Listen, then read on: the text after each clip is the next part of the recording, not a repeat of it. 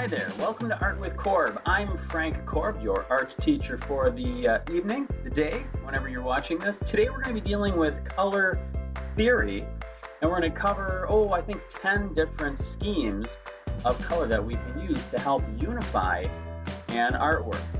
So to start with, I've got my 10 pieces of paper cut. You can use your sketch pad. We're going to be working in watercolors today, so that's good paper. I've got watercolor paper. If you're going to be working in watercolors, I recommend watercolor paper, or a mixed media pad is good as well. To start with, because we're dealing with color wheel relationships, I'm going to draw out circles on my paper so that everything is relatable to the circle. Now, the first two that we're going to be dealing with actually don't fit in the circle. They are they're not on the color wheel.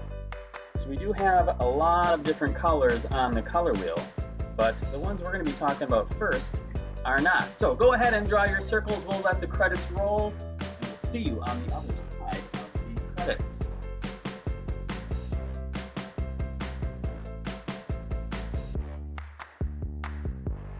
So the color schemes that we're going to start with, the very first one is achromatic.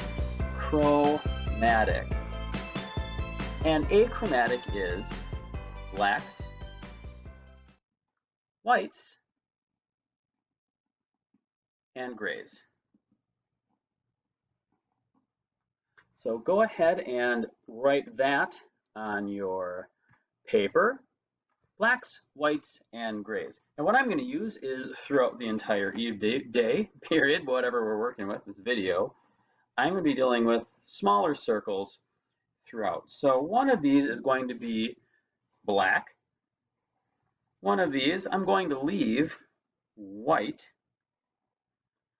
And a few more I'm going to paint in a couple versions of the color gray. Now, my color palette in my watercolors don't have grays per se, but it does have black. And what I'll be doing there is using a lighter, more water. And that's the nice thing about watercolors, is they have that transparency. So in my tray, I'll start with black. I'll probably go straight from my palette and paint that in as dark as I possibly can. So this will be my first color, achromatic. Go ahead and then, as you're doing this, you can add more water to your black to get yourself some lighter grays. So there's a lighter gray. I can add more water to get an even lighter gray. Maybe a little bit more water there even. Spread that out a little bit more. So this is an achromatic color scheme. And I'll get one more gray, and I think I'll go with a little bit of a darker gray. There we go. And this last one, I'm going to leave white.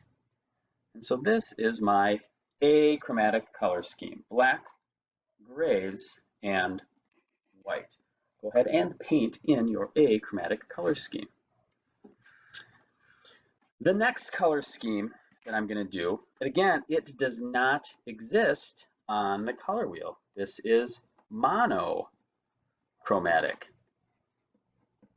It is one hue, one color, plus black, which gives us our shades, white, which gives us our tints,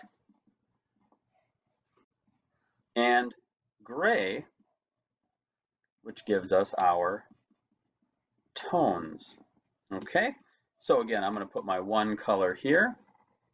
This will be my pure color. My black plus that color will go here.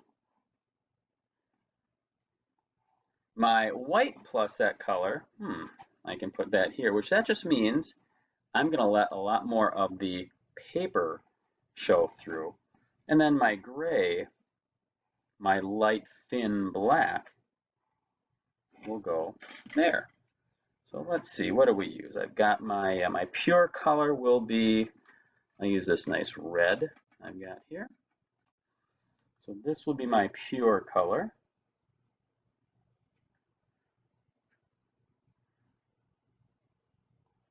So again, monochromatic does not land on the color wheel at all.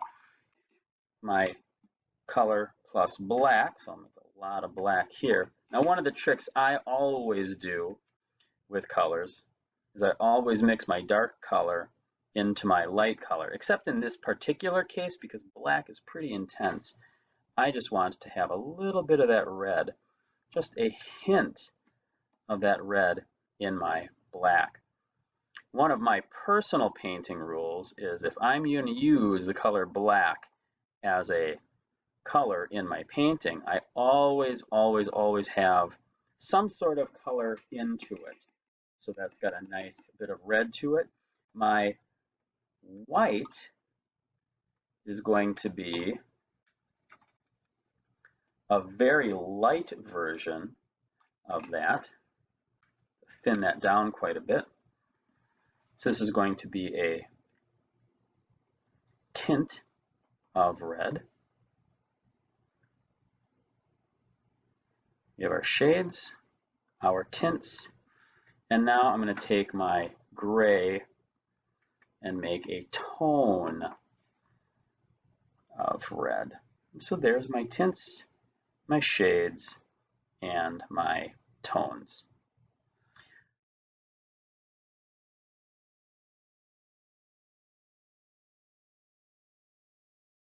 The next one we're going to be dealing with is complementary colors. Now, complementary colors are colors that are opposite one another on the color wheel. So perhaps blue and orange. So two colors opposite one another on the color wheel. So I'm going to take my different set of paints. A lot of blue on that one. So I'm going to take my blue, which is a primary color.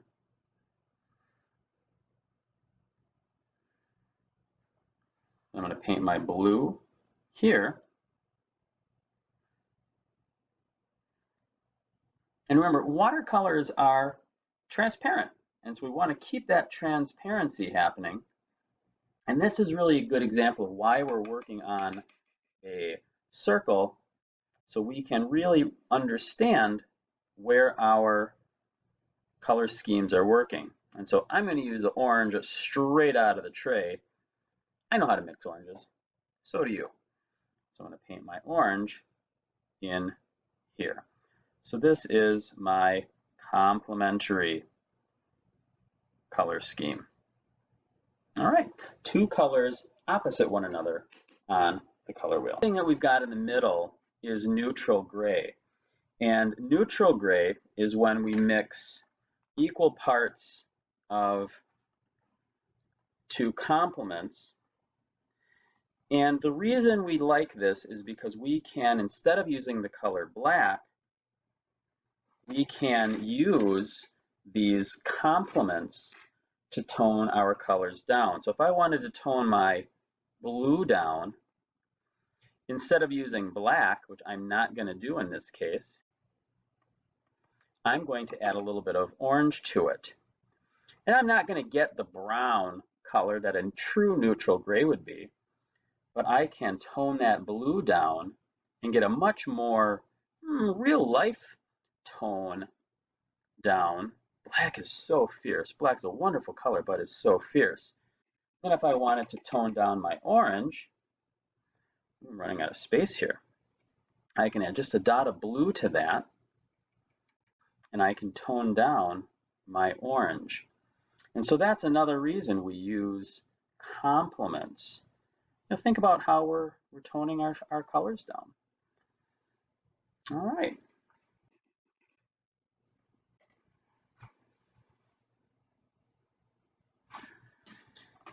The next one is split complementary.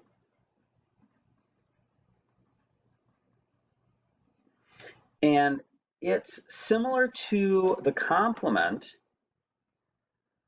except instead of using the exact complement down here, it's going to use the two colors to the side of that color's complement. So if this is blue, I'm going to use yellow-orange,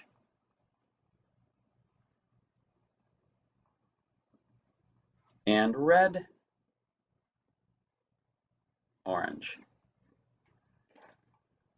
And in this case, I'm going to have to mix up my colors a little bit. So let me paint in blue first, and then we can fast forward while I mix up and paint in my two tertiary colors of red-orange and yellow-orange.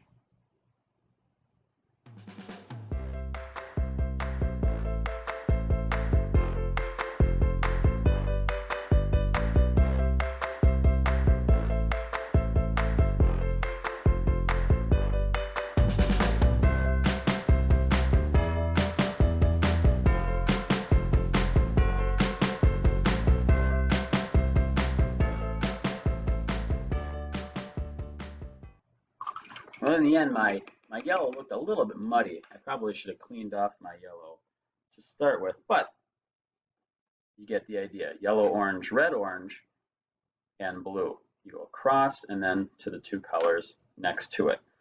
So these are the two colors next to one color's complement. That works. That's a good definition. Well, it's a definition at the very least. The next color scheme we're going to talk about is a color triad.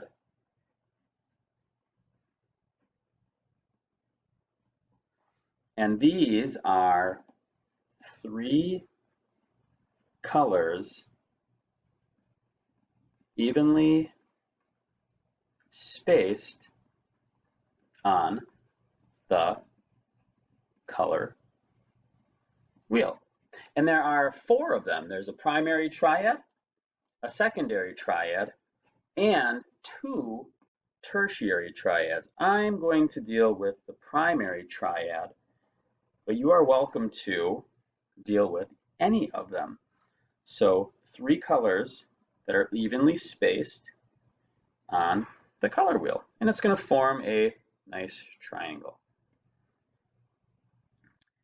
It doesn't matter what color I put at the top, so long as all of my colors are organized in the proper direction. So I'm going to continue to put blue at the top of the color wheel. And my other two colors in the primary color triad are red and yellow.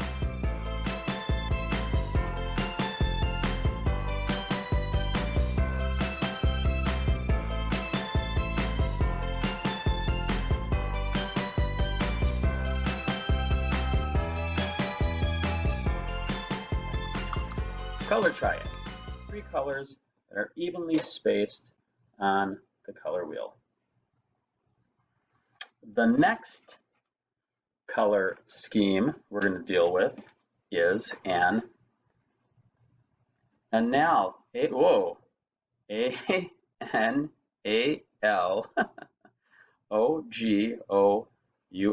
A-N-A-L-O-G-O-U-S. Analogous.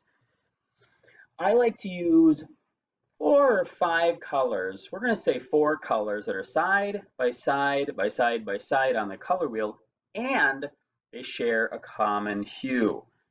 So colors that are next to one another on the color wheel,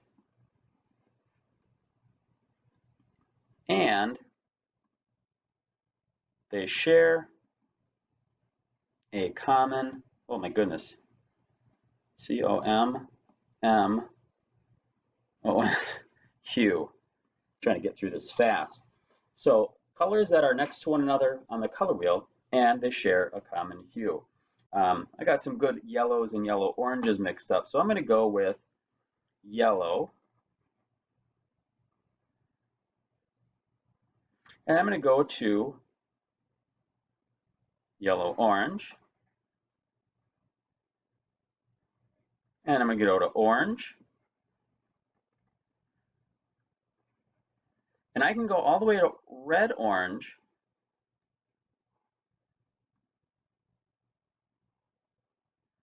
but I can't go to red because yellow and red, well, they're primaries. They don't share a common color. So this is yellow, orange, this would be orange, and this would be red orange. I could go to yellow green, but I'm not going to. All of these colors, they all share the color yellow. So go ahead and paint that color scheme in. Don't forget to add water to your watercolors. This is not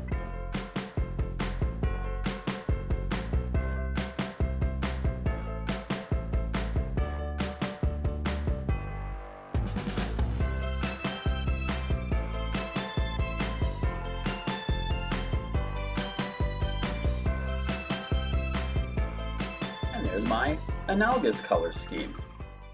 Colors that are next to one another on the color wheel, and they share a common hue.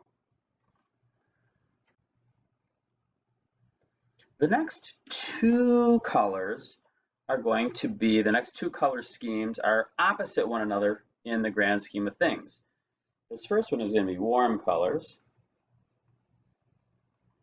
and the second one is going to be cool colors. I'm going to do two separate color wheels, but they each have 6 in them. So if red, orange, red, red, violet, we're going to put, oh, it's going to be tricky. We'll see if I can do this successfully. Red, violet in my argument is going to be the first warm color.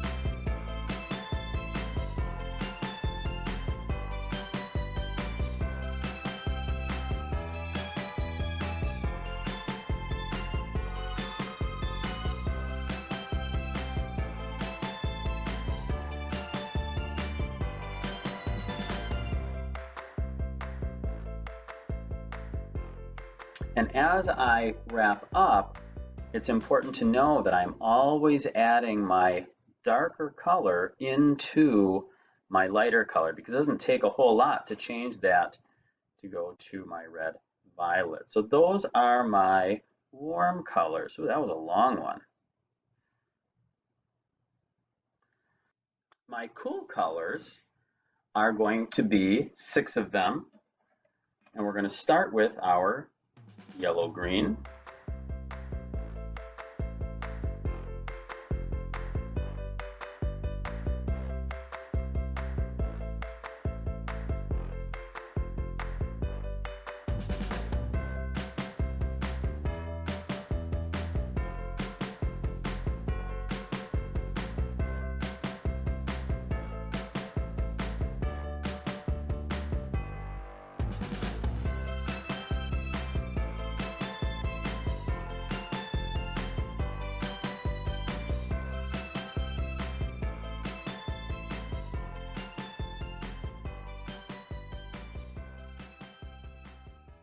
have two more color schemes to deal with, and they both deal with the idea of a rectangle.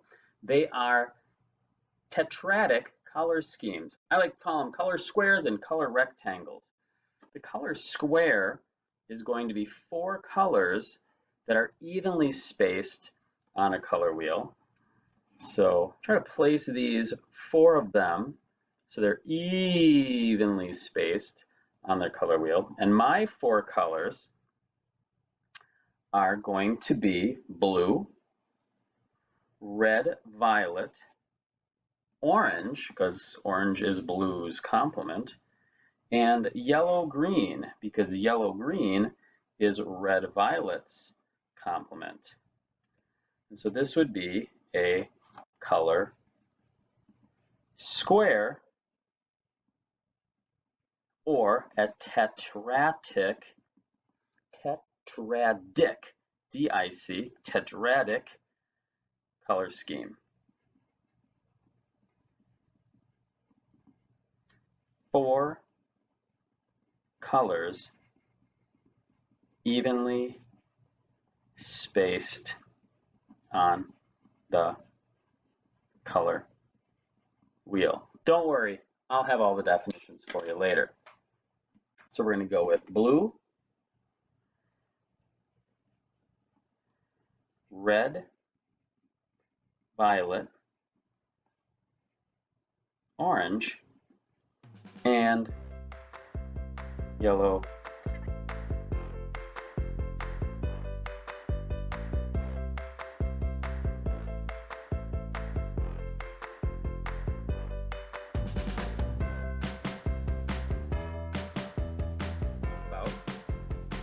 so four colors evenly spaced. The last one we're going to talk about is a color rectangle. And these are colors that are a little bit tighter to one another. It's going to be two pairs of complements that are next to one another. So in case I'll do blue, and this would be, oh, let's say this one's blue-violet.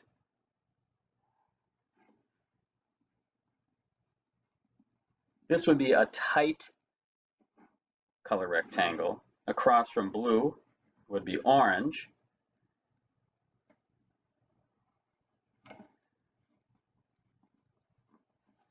And then across from blue-violet would be, yellow-orange, which makes sense. And this would be a rectangle. Again, this is also a tetradic color scheme. In this case, it's two pairs of complements next to one another. Oh my goodness, trying to rush here.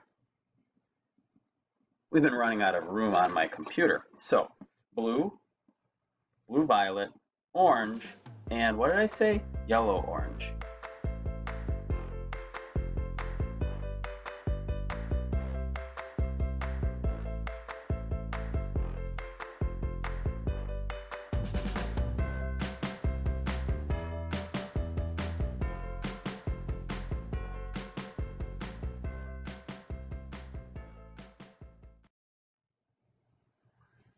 And then if I had a different or one other type of rectangle, I could go from blue to violet and orange to yellow. So that would just be a wider one. So I could also then go one more out. I'm skipping the middle one, of course.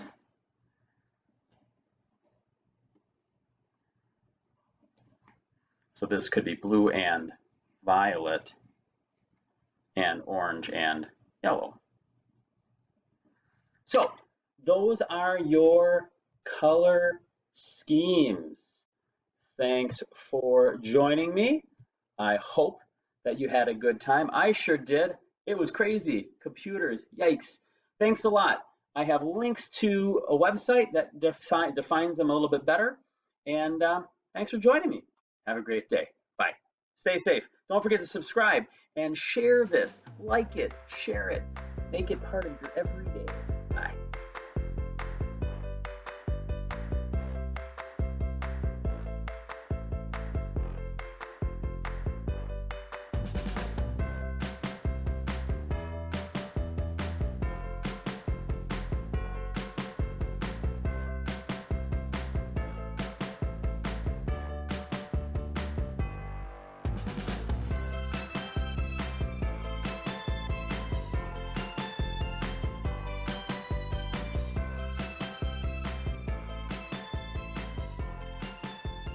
Hey, welcome back. Thanks for sticking around. There was one more thing I told you about, and throughout all the videoing, I forgot all about it. Anytime you're using any of the color schemes we've got, I want you to think back to the monochromatic color scheme. Remember, in monochromatic, we use the tints, shades, and tones. Well, you can do that in all of the other color schemes as well. I mean, except for, of course, achromatic, because that's just black and white. But I mean, really, we knew that already. So thanks for sticking around.